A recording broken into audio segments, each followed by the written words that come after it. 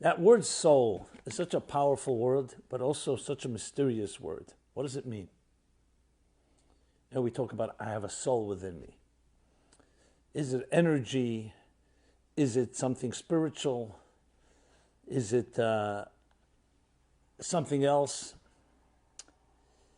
We know one thing, on a very basic technical level, the difference between a live human being and, God forbid, a not live human being. Something has shifted.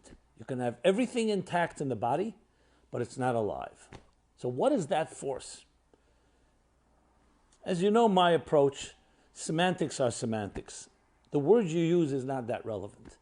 It's the spirit of what we're trying to convey. When we interact with each other as human beings, you and I right now, you with your friends, with your loved ones, with a stranger, who's interacting? So obviously there's a physical dimension to it. I see your face, I hear your voice, I pick up your scent, I can relate, empathize with your feelings, we can intellectually bond. But it's clearly far more than just a physical interaction between two bodies. There's a personality involved. There's a vibe. There's an entire experience that transcends time and space as we know it. You can think about someone you love. They may be 1,000,000 miles away, and there's a connection. All that goes under the rubric we'll call the soul connection. But it's one thing to talk about it, it's another to experience it. And experience is the key to everything here. Because not everything can be empirically identified with our sight, sound, taste, touch, and smell, especially soulful matters. And when you learn to develop the tools that express and relate to your soul, a whole new vista, a whole new horizons open up and opportunities, both for yourself and understanding yourself and your relationships with others. So that's what we're going to address. This is all based on the chapter of Body and Soul, first chapter in Toward a Meaningful Life. Let me begin with a story. A number of years ago, probably 15 years ago, maybe more, I received a phone call. It was the editor of Kirk Douglas, who recently passed away, the famous actor Kirk Douglas. And she tells me, I want to tell you something very touching. Mr. Douglas, who I've been helping with Simon & Schuster publishing and working, editing and publishing his book, Climbing the Mountain, had a stroke, recently had a stroke. And as a result, it left him somewhat paralyzed, it left him somewhat incapacitated, and he would cry and cry and cry, sometimes for hours. And he actually writes about it in his book, Climbing the Mountain, the crying. So someone, I think she told me she did, or someone else that gave him a copy of my book, Toward a Meaningful Life. We gave him a copy of the book. And he began reading it, and it became such a source of comfort and solace for him. And indeed, in Climbing the Mountain, when it was published, they sent me the book, and there's a whole section. Kirk Douglas writes how he used to be so sad. He lost some of his faculties. He wanted to get things done. He couldn't move properly. His mind told him one thing. His body would not cooperate. And he would cry. And he just could not bear it. It was so overwhelming. And he says, in the first lines of a book I read called Toward a Meaningful Life, it says, have you ever cried for no apparent reason? That's exactly the first line in the book. Have you ever just burst out in tears for no apparent reason? This is the soft voice of your soul, crying out for attention, asking to be nourished with at least as much care as you nourish your body. That's the opening paragraph of the first chapter. This is what he quotes it. He says, so I started thinking to myself, is this my soul, these tears? It put in a whole new spin, a whole new perspective on my crying. Instead of just being crying and just feeling so sad and overwhelmed, maybe it's my soul speaking to me. What does my soul look like? What is my soul all about? And that was the beginnings of his journey, which he documents in the book with the apropos name, Climbing the Mountain, to climb the mountain. very moving for me when I heard that. I wrote him a letter. We corresponded. And when he passed away a few months ago, I was reminded of it. But I said to myself, all of us have voices, expressions that manifest themselves in our lives, and it's really your soul speaking to you. It just speaks a different language. It doesn't speak with words whispering into your ear. It speaks with sentiments. One of them is crying for no apparent reason. That's an existential cry from a deeper part of yourself. As I said, the word soul, I'm comfortable with that word, but I know some people are not. So the word is not significant, the message. Sometimes it's the other way around. In the next paragraph I write, have you ever experienced a truly sacred moment when despite the constant turmoil of life, you felt a profound sense of awe and belonging? That too is the voice of your soul, expressing a deep satisfaction with its intrinsic connection to the forces of spirituality. And there are other voices. I'll give another one, which is not such a positive one. Anxiety. I don't mean to sound morbid, but people who are not alive, dead people, are never anxious. Anxiety is the voice of your soul feeling frustrated. We'll deal with that in the chapter on fear and anxiety. It's frustrated. Something is out of sync. Dissonance. That's another voice. When you start thinking of it that way, basically every sentiment, every feeling, every expression you have coming from within, whether it's a positive one or a negative one, it's all positive. It's your soul speaking to you.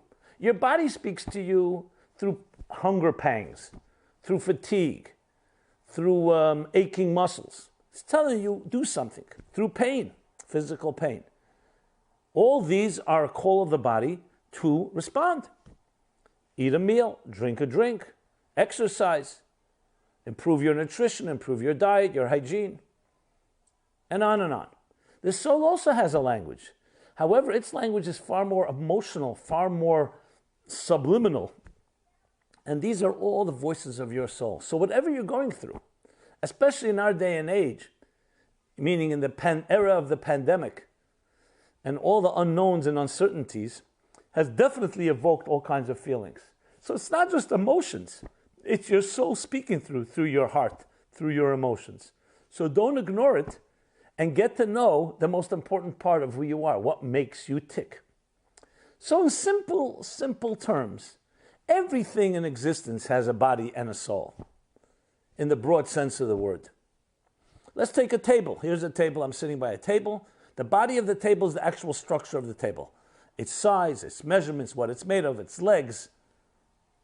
The function of the table is its spirit, it's its soul. I'm going to use it to eat a meal. I'm going to use it to give a class. I'm going to use it to study on. I'm going to sit with my child and we're going to do homework together. A book has a body. These are the letters on the page, the words, the typeface, the design. But what message is it conveying? That's the spirit. That's the soul of the book. Musical notes. The notes themselves is the body. It's the language. The music is the soul. We speak right now. I'm using words. But what message am I conveying? That's the soul. Some people are excellent oratory skills. They have the gift of gab. They know how to speak. But what are they saying? Is it resonating? Is it words from the heart? There are others who speak very soulfully, but they don't have the right language. So they need to develop the body. They need to develop the instruments and the tools. So think of it like the instruments, the vehicles, the channels, and that which is being conveyed through the channels. Everything has a spirit and a body. So when it comes to ourselves, the simple question is, what is the body? The body we know. The expressions we have. The soul is the spirit within, the intention, the purpose, our deeper calling. So in essence, what you want to have is a life where your body is a vehicle for your soul, not your soul is a vehicle and expression of your body. Like a ship. You want a captain of the ship. The captain is telling the ship where to go. The ship is the way to go, is the vehicle. So what is the deeper spirit of a human being? It is your purpose. It is your life purpose, your mission in life. Just like a business needs a mission statement, cannot exist without one. That's the vision and mission statement. And then there's the tactical plan, the plan of operations, the strategic plan, how you're going to do it. The how is the instrument, is the vehicle. The why is the purpose. So in different words, you can say this. The soul within a person is the grand cosmic composer's intention for which you were placed here. Your body is the musical note. Your soul is the music, is the song. So in a sense, being in touch with your soul is being in touch with your core essence. How many of us, our lives are driven by what we do, by circumstances? I ask people very often, I say, so who are you? What makes you tick? Who are you? And very often, they'll give you their business card. And when I point out that your business card tells me what you do, it doesn't tell me who you are, some people with a sigh will say, well, what I am has become a product of what I do. What I do has defined who I am, when it should be the other way around. No. Who you are should define what you do. So in business, it's very clear. A business begins with a mission statement, and then it implements it. It may tamper with the mission statement until it gets it right, but at the end of the day, that's the driving force. In our lives as well, getting to know your soul, living a soul-driven life, a soul-centric life, instead of a body-centric life, means looking with the eyes of purpose, of deeper meaning, of calling, of your unique voice, your unique music. A body-centric life is looking at the tool chest, the instruments you have, which means looking from the outside in. Now, all of us live our lives very often looking from the outside in, but that's with everyone around you. You yourself should be looking from the inside out. When you meet somebody, obviously you have no other option but to look from the outside in. You see the person, see their body language, you see whatever you can pick up with your five senses, with your instincts, with your intuition. And then you start getting to know the person. You're traveling from the outside, from the surface, from the package, the outer package, inward. Yourself, it's the exact opposite. You wake up in the morning, you don't need to look in the mirror to know you're there. You feel yourself from within, but we're not accustomed to think of ourselves that way. So we also begin to look at ourselves from the outside in. Think how ludicrous that is. What appearance you have, how others look at you, how others measure you up. Do you please? Are you satisfying someone else's expectations? Soul-centric thinking is confidence. Confidence oozing from within. A sense of self. And then everything else around you is an extension of that. That doesn't mean selfishness or arrogance or self-interest is at the heart of it. It means a sense of self. And then when you look at others, you also begin to look for that inner soul within them. That's how it works. When you focus on your inner, it's far easier and natural to focus on everybody else's inner. That's the nature of the way it works. So with that, let us talk a little more about this soul. There's a very powerful verse in the book of Proverbs. The soul of a human being is the flame of God. It's a flame. The closest approximation to a soul is a flame. Let's think of a flame. It is the only physical object that defies gravity that we can see with our physical eyes. You light a flame, light one, and you'll see the flame rises. It's the wick that keeps it grounded. What does that tell us? The soul works exactly the same way. It's always defying gravity. It is transcendent in nature. It means it's always seeking to grow. It's always looking upward. I tell a story in this chapter, a beautiful story. A young boy who later would become a great master, mystic, teacher, mentor to many. And he was, as a child, playing with other children on a ladder. They were climbing up and down, children play. He was the only child that had the courage to climb to the top of the ladder. The other children climbed halfway up, 3/4 of the way up.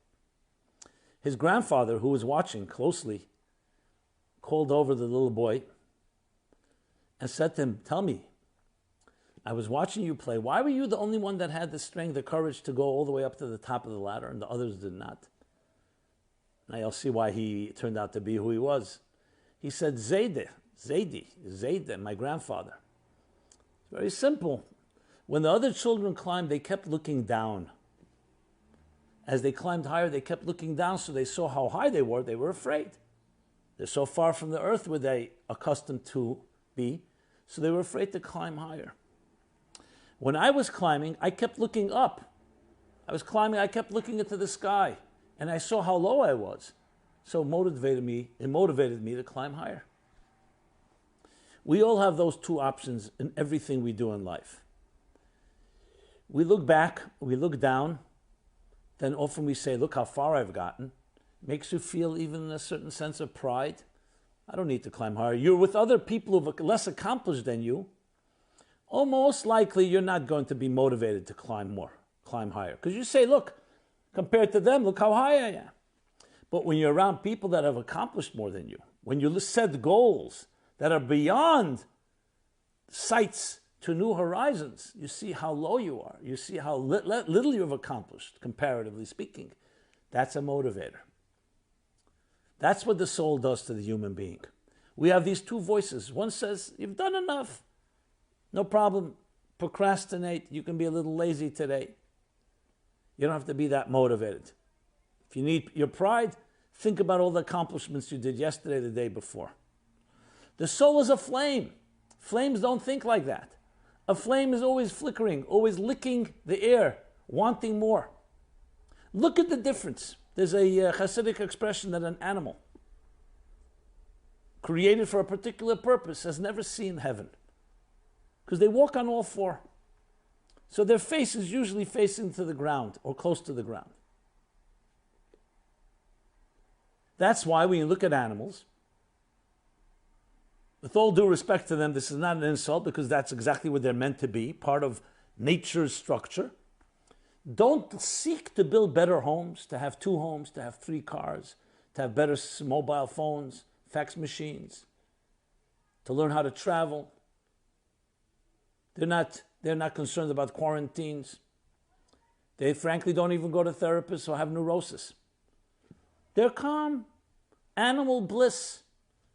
Graze in the meadows or wherever their habitat may be, feed, breed, protect their young, bring the next generation. They're completely satisfied. They live in the same habitats today as they did 1,000 years ago. Human beings are always restless. They're always seeking to improve. Better home, better technologies, better medicine, which also has the other side, yes, that we can have neurosis and we can be very restlessness angst can turn into anxiety. But we seek, just imagine, how many billions, if not trillions of dollars were spent on NASA alone, space travel, exploration of outer space, to satisfy one thing, human curiosity. We want to know what's out there. We see the heavens, we see the stars, we see the planets. Is there life out there? Is there someone like us out there? What's out there? What's on this moon? Because that's what a human being is like. A flickering, restless flame, seeking, reaching, transcending. It has its challenges. Many of us would sometimes prefer animal bliss. I know a cardiologist, very beautiful man, beautiful soul, but he has a very difficult life. And he said to me once, Rabbi Jacobson, can you just pray for me one day of total peace, total calm? You know, he has a good sense of humor. So I said to him, you mean like a flat line? So he said, no, not that calm. A flat line, of course, in the cardiogram is the last thing you want to see. It means the heart has stopped. What does a cardiogram, a healthy heart, look like? A wave, a balanced wave. It has its peaks and its valleys. If the peaks are too high and the valleys are too low, too much anxiety or too much resolution, too much tension or too much resolution, you need balance. But life is all about a wave. It's all about cycles. It's a pulsating energy. The mystics call it rotze and shuv, to seek and to return, tension and resolution. A healthy measure of angst, of feeling motivated and restless because you want to go higher, is a very healthy element. Too much calm, where everything is fine, is not consistent with the human spirit. On the other hand, anxiety that doesn't have resolution, anxiety where you're so frustrated that you haven't reached certain heights without internalization, is equally challenging. So the voice of our soul, my friends, is the healthiest and most important thing we need to access. I'm always taken by the tragic line in Oliver Wendell Holmes' poem, The Voiceless, where he says, "Alas to those that die with their song still inside them." Alas to those that die with their song still inside them. Often people equate it together with Thoreau's line, "Most men lead lives of quiet desperation." We have a song inside each of us. You don't need to go search it anywhere. You don't need to buy it. You don't need to purchase it. It's yours. It's actually not just yours. It's what makes you unique. Your unique music. Your unique voice. You were born an original. Don't become a copy. Embracing that voice, allowing it to speak to you, nourishing it, nurturing it, responding to it, giving it attention like you would a flower through watering and nurturing and nourishing it, is the key. And what you get in return is your song, your voice. So understanding life through the eyes of the soul, the eyes of your soul, gives you a whole new perspective on everything. You look at things from the inside out. You walk outside, you see a beautiful tree, nice weather, or rainy, stormy weather, and you look for the soul within the message. Everything has a deeper reason. Everything has a soul within. Everything has a deeper narrative. So may you all be blessed, may we all be blessed to touch that soul, especially in turbulent times like now, where much of our outer lives have been upended, disrupted on many levels, whether the pandemic of COVID-19 or the pandemic of racial tensions long brewing. It is an opportunity to look at things with a soul, to look at another. Souls don't have colors. Souls are not defined by race. They're defined by your divine mission. And each person on this earth, of our 7.5 billion people, has a unique, indispensable soul's mission in this world. Let's look for it. Let's embrace it. Let's express it. And when that voice is expressed, and I express my voice, and you express yours, and everyone around us, we encourage each to express each other's voice, we have this beautiful symphony that, on one hand, everyone is indispensable. On the other hand, we all complement each other in one large, grand, cosmic song that will transform this world. Instead of a world of hostility and of distancing and of separation, a world of harmony within diversity. Be blessed and be well. Thank you.